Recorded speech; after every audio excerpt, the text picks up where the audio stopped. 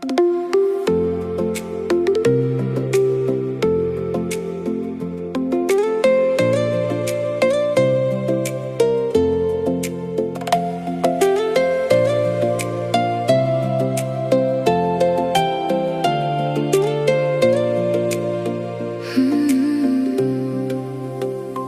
ကားပို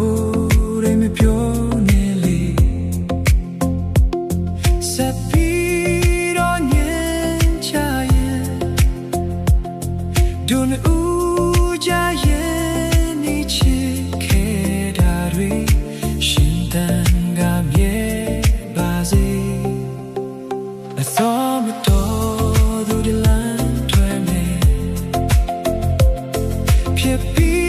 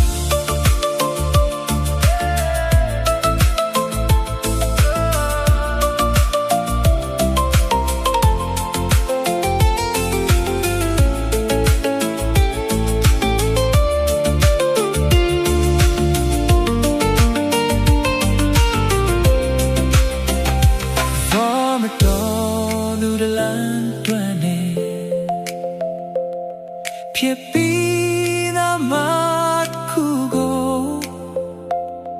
ပုံကြည့်ခြင်းနဲ့ပြီးပြောရဲ့သူရဲ့